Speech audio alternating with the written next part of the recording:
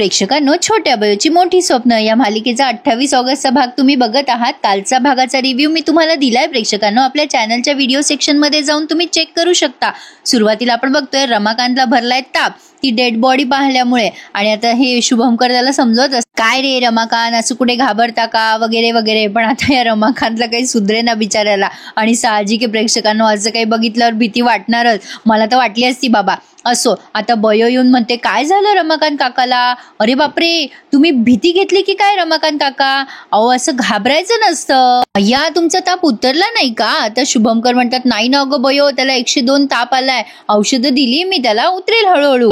बयो म्हणते काय काका, मला असं वाटतं तुम्ही 5-6 दिवस तरी आराम करा आता रमाकांत तिच्याकडे केविल म्हणा पाहत असतो। बयो म्हणते बरे झाल्यावर या कामावर, असं म्हणून बयो निघून जाते। शुभंकर म्हणतात बरोबर बोलत होती बयो, रमाकांत तू आराम कर हं। शुभंकर आणि बयो निघून गेल्यावर गौतमी या सुमनला म्हणते रमाकांतसाठी सूप आण, त्याला बरं वाटेल हं। गौतमीने मुद्दाम सुमनला घालवलंय, रमाकांत तिला म्हणत असतो लवकर ये ग सुमन, मला भीती वाटतीये। आता गौतमी ओरडते सुमन गेल्यावर, या रमाकांतवर काय मूर्खपणा करताय, कसलं भूत? आता रमाकांत सांगत असतो वहिनी बॉडी उठून बसली हो, मला डोळे फाडून बघत होती ती, मला खाऊ पण मागितलं तिनं, अहो भूत आहे हो तिथे, माझ्यावर विश्वास ठेवा। रमाकांतची हालत खराब झाली आहे। गौतमी म्हणत असते गप्प बसा, पण आता गौतमीला डाऊट आलाय बयोवर। गौतमी रमाकांतला अजून घाबरत म्हणते अहो रमाकांत भाऊजी, आपल्या घरातलंच भूत येते। आता रमाकांत अजून घाबरतो आणि म्हणतो काय सांगताय वहिनी, घरात आलं का काय ते भूत? बापरे। गौतमी म्हणते अहो नाही हो, अहो घरातलं भूत म्हणजे ते भूत म्हणजे बयोच आहे, ती मुद्दाम घाबरवतीये तुम्हाला। पण आता या रमाकांतला काही विश्वास बसेना, तो म्हणतो नाही नाही वहिनी तुम्ही काय पण सांगताय, अहो मी स्वतःच्या डोळ्यानं पाहिली ती बॉडी, मला खायला मागत होती। तो एकच वाक्य बिचारा सारखा बोलत होता। आता गौतमीला कळेना त्याला कसं समजवावं, पण आता इकडे विशाल मात्र पुन्हा एकदा बयोचे स्वप्न रंगवायला लागला। विशाल आरशासमोर बयोचे चित्र काढतो पेनाने, आणि आता त्यासमोर प्रॅक्टिस करतोय बयोला प्रपोज करण्याची। तू ना खूप सुंदर दिसते सरस्वती, मला तू खूप आवडतेस, तुझं हसणं फुलासारखं सुंदर आहे, पण त्याला काही जमेना। तो विचार करतो नाही नाही मला नाही जमत आहे हे, मला काहीतरी वेगळं करावं लागेल। विशाल विशाल तुझा आत्मविश्वास वाढव। पण आता तो आत्मविश्वास वाढवायच्या आधीच बयो तिथे हजर झालीये, आणि विशाल आता तिच्याकडे बघतच राहतो। बयो म्हणते हे असं बोलताय तुम्ही, मजा नाही येते, असं तुम्ही आतनं मनातनं बोलताय असं वाटत नाहीये ना। आता विशाल घाबरून जातो आणि म्हणतो अगं तुला आवडलं नाही का असं मी बोललेलं, पण तू समोर असली की मला जमत नाही ना। बयो म्हणते तुम्हाला प्रपोज करायचंय ना मला, मग करा बरं प्रॅक्टिस। विशाल तयार झालाय आता, तो म्हणतो हो हो मी प्रॅक्टिस करतो आणि करणार ना मी प्रॅक्टिस। बयो आता वाट बघत असते तो केव्हा तिला प्रपोज करेल याची, आणि शेवटी विशालचे भाव त्याच्या मनातून ओठांवर प्रगट झालेत।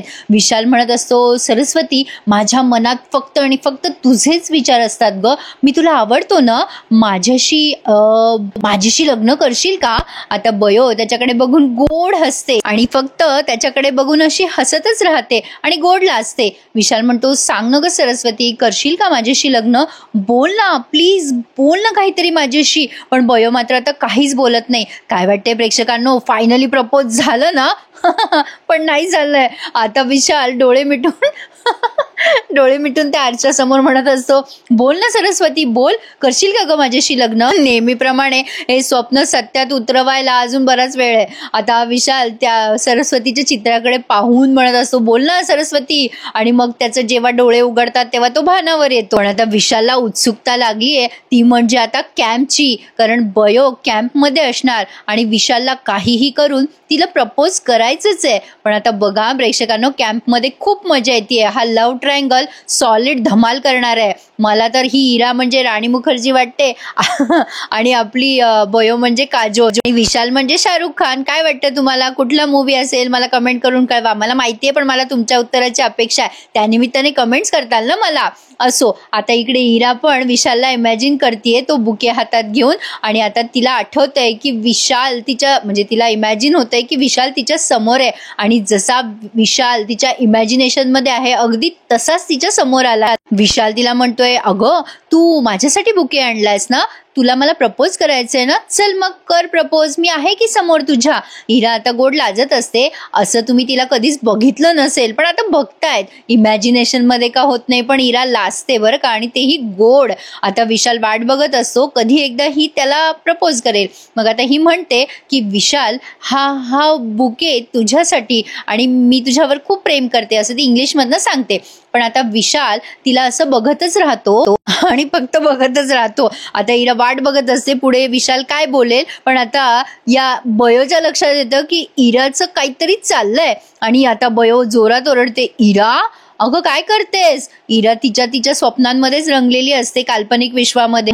बयो तिच्या जवळ जाऊन म्हणते, इरा अगं काय करतेस काय तू, अगं तू कोणाच्या प्रेमाभिमात पडली की काय. आता इरा म्हणते, नाही तसं काही नाहीये, तू जा ना, तुझं काय काम आहे इथे. मी तिकडच्या प्रॅक्टिस करते ना, म्हणजे तिकडे कॅम्पला जायचं ना आपल्याला, तिथे स्वागत करायचंय ना मला नेटिव्हचं, त्याची तयारी करते मी. आता बयो म्हणते, अच्छा असं आहे काय, बरं असू दे चालू देत. हा बयो तिला पेपर्स दाखवते कॅम्पचे आणि म्हणते केव्हा निघायचंय आपल्याला. मग आता इरा म्हणते 7 वाजता निघायचंय, पण 5 वाजता म्हणजे 5 वाजताच उठायचंय आपल्याला. बयो म्हणते बरं लीडर मॅडम, तुम्ही म्हणता तसं. आता बयो तो बुके बघत असते, इरा तिला बघू देत नाही आणि म्हणते जा तुझं काम कर जा ना, काम कर तुझं. पण आता बयोच्या लक्षात आलंय की काहीतरी गडबड आहे, इरा कोणाच्या तरी प्रेमात पडली. आणि आता इरा तो बुके घेऊन पुन्हा अशी नाचायला लागते. असो, आता रमाकांत सूप पितोय बिचारा, पण त्याला चांगलीच हुडहुडी भरली आणि ते सूप पिता तो बडबडत असतो, हे बघा अहो किती शाणा माणूस असू द्या, 1.5 शाणा माणूस असू द्या, तो भूताला नाही भिडू शकत. अहो बयो काय करणार आहे याच्यात. गौतमी डोळे बंद करून म्हणते, अहो मूर्ख आहात का भाऊजी, त्या बयोचं कौतुक सांगू नका मला. रमाकांत म्हणतो, बसा खाली बसा वहिनी तुम्ही. हे बघा तुम्ही पाहिलंय का कधी भूत, बघितलं का तुम्ही कधी भूत. आता गौतमी म्हणते नाही बघितलं मी. आता रमाकांत म्हणतो, तुम्ही असत्या ना तिथे मग समजलं असतं तुम्हाला. ती बॉडी आडवी होती, मग उभी झाली, मग ती बॉडी मला खायला मागत होती. गौतमी पुन्हा त्याचे पुढचे डायलॉग बोलते, 2 महिन्यापासून ती बॉडी उपाशी होती ना, तुम्हाला जेवायला मागत होती ना, वाढलं का तुम्ही जेवायला मग.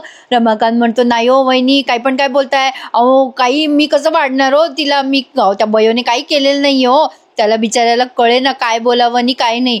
आता गौतमी म्हणते, अहो मूर्ख आहात का भाऊजी, तुमची अवस्था पाहून कळलं मला आता हे सगळं बयोने केलंय. आता रमाकांत म्हणतो, अहो आहे हो तिथे भूत, खरंच भूत आहे. गौतमी म्हणते, अहो आहे भूत खरं, मग आता काय करणार आहे तुम्ही. बयोने सांगितलं तसं 5-6 दिवस सुट्ट्या घेऊन घरी राहणार आहात का तुम्ही. रमाकांत म्हणतो, बापरे सुट्टी, नाही मी आता कायमची सुट्टी घेणार आहे, मी त्या हॉस्पिटलमध्ये जाणारच नाही, मी राजीनामा देणार आहे नोकरीवरनं, मी नाही जाणार बाबा आता तिथे, कधीच नाही जाणार मी. तुम्हाला काय करायचं ते करा, त्या भूताशी बोला, नाचा, डान्स करा, गोंधळ घाला, मी काही जाणार नाही बाबा तिथे, मी सांगून ठेवतो तुम्हाला आताच. गौतमीला डोकं पडाव का काय असं वाटायला लागले आता. पण आता गौतमीच्या हातात सध्या तरी काही नाहीये. असो, आता इथे मात्र कॅम्पची तयारी जोरदार झालीये आणि रॅदर सगळेजण निघालेत. आणि आता सगळेजण बॉटल घेतली का, बॅगा घेतल्या का, अशा सूचना करतायत. आता राजाराम काका सगळ्यांचं सामान वर गाडीवर लावताय आणि आता त्यांनी D&D हॉस्पिटलचं तिथे म्हणजे पोस्टर वगैरे पण लावलंय. बयो खूप मदत करत असते त्यांना. राजाराम काकाला म्हणत असते, काही टेन्शन घेऊ नका राजाराम काका, कोकणची कोकण कन्या इथे असताना काय टेन्शन आहे. पाऊस पण सुरू आहे बरं का प्रेक्षकांनो वरून. आता इरा म्हणते, गप्पा नका मारू, चला निघा लवकर कामाला लागा. इराच्या मागे हेतल छत्री घेऊन उभी आहे. आता विशाल येतो तेवढ्यात आणि विचारतो, झाली का तयारी, निघूया का. आता निघाले सगळेजण आणि आता हे गाडी बसलेले आहेत आणि विशाल पटकन बयोच्या बाजूला बसून घेतो. वैभवी येते तेव्हा विशाल म्हणतो, मी उठू का. वैभवी म्हणते, नाही बसा तुम्ही बसा, मी मागे बसते. आणि विशाल कसा बसा बसतो त्या बयोजवळ. पण आता हे इराला सहन होईल का. इरा जेव्हा या दोघांना सोबत बघते तेव्हा तिचं डोकं उठतं आणि ती म्हणते, ए बयो जा त्या राजाराम काकांना बोलवून आण, आता निघायचंय ना आपल्याला, उशीर होईल ना. बयो ठीक आहे असं म्हणून खाली जाते. आणि या संधीचा फायदा घेऊन इरा लगेच विशालला म्हणते, सर जरा तिकडे सरका ना, मी टीमची लीडर आहे ना, त्यामुळे मला समोर बसावं लागेल. आता विशाल म्हणतो, अगं पण सरस्वतीची जागा आहे ना तिथे. आता इरा म्हणते, मी तिला बसवते मागे. आता इराने लगेच वैभवीच्या बाजूला बॅग टाकून दिली आहे बयोची आणि स्वतः विशालच्या बाजूला जाऊन बसली आहे. बयो राजाराम काकांना आवाज देते. राजाराम काका म्हणतात, चला चला आलो आलो. आता बयो पुन्हा एकदा जेव्हा गाडीत शिरते तेव्हा तिला विशालच्या बाजूला इरा दिसते. तर इरा अशी नुसती तिला हूल देते आणि मग बयो चुपचाप वैभवीच्या जवळ जाऊन बसते. पण आता प्रवासामध्ये या सगळ्यांनी खूप धमाल मज्जा मस्ती केलेली आहे. गाणे म्हटलेत, अंताक्षरी म्हटली आहे आणि हा कॅम्प खूप मस्त एन्जॉय केलाय. अशा पद्धतीने रमत गमत आणि छान मस्ती करत हे त्यांच्या व्हेन्यूवर पोहोचलेत. आता यांनी सगळ्यांनी म्हणजे नुसतं त्यांनी ऍक्शन दाखवली आहे बरं का. कुठले गाणे म्हणले काय ते काही ऐकवलं नाहीये.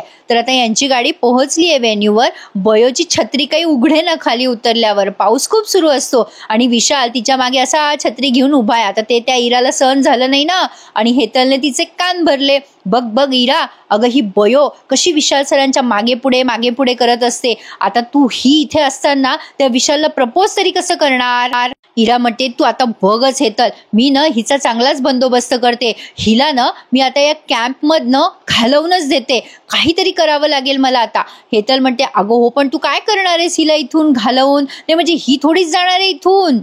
इराने ठरवलंय काहीतरी कारण काढून बयोला तिथून पिटाळून लावायचं. आणि आता इरा एक कल्पना लढवते. आता ती बघते तिच्या समोरून विशाल आणि बयो दोघेही जण असे जात आहेत एका छत्रीमध्ये. तिला ते सहन होत नाहीये. आणि प्रेक्षकांनो, हा भाग त्यांनी इथेच पूर्ण केलाय. पुढे आपण बघणार आहोत इराने गौतमीला कॉल केलाय आणि गौतमीला सांगते की मम्मा त्या बयोला तू काहीतरी कारण काढून घरी बोलावून घे. गौतमी म्हणते, काय झालं, काय केलं तिने. आता इरा म्हणते, तिने गडबड नाही केली पाहिजे म्हणून सांगते ना तुला.